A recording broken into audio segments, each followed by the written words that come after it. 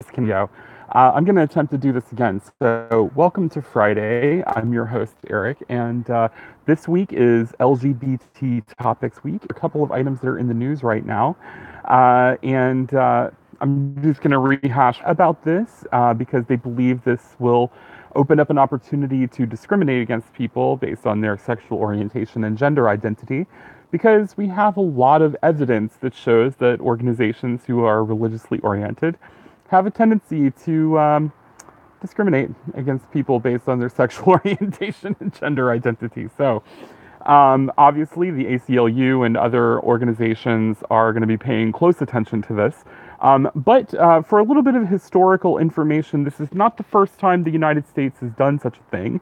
Under the second Bush administration, G.W. Bush, in the 2000s, he also created an Office of Faith-Based Initiatives or Faith-Based Opportunities.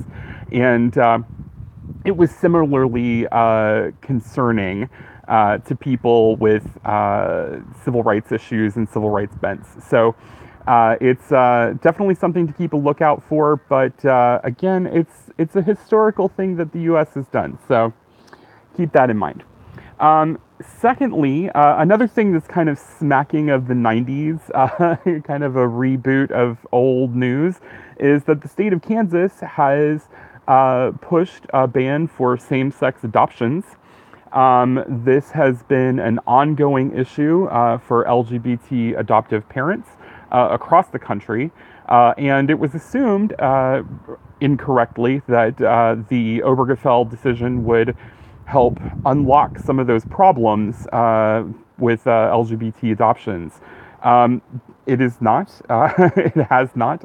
There are still states that choose to discriminate against adoptive parents based on their gender. So obviously this is going to also start going to court. There have been other cases about this in the past. I believe Florida has been, and Mississippi, I believe, have also been brought to court for anti-LGBT adoptive parenting laws. So I suspect that Kansas will, basically do the same dance as we've done many times before. Lastly, some good news. The state of New Hampshire has approved a pretty broad and sweeping transgender rights bill. So this is surprising because this is a Republican-led legislature. But for those of you who know anything about New Hampshire politics, and I happen to be married to somebody who was involved in New Hampshire politics for a while. The Republican Party in New Hampshire has a lot of individuals who were swept in kind of internally adjusted, rights-leaning Republican initiatives. So there are Republicans who are very pro-LGBT in the state of New Hampshire, and a lot of the libertarians there as well. So for them to craft and pass a bill promoting transgender rights and gender identity rights for the people of the state of New Hampshire is not entirely surprising, but it is a first. So be on the lookout for that because the governor still needs to sign that bill, but it has passed both houses of the New Hampshire legislature, and it's pretty exciting.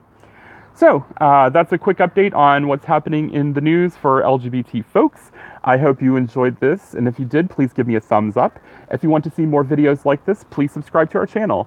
You can find us on YouTube, Facebook, Twitter, Tumblr, and Instagram, and I will see you all next Friday. Cheers!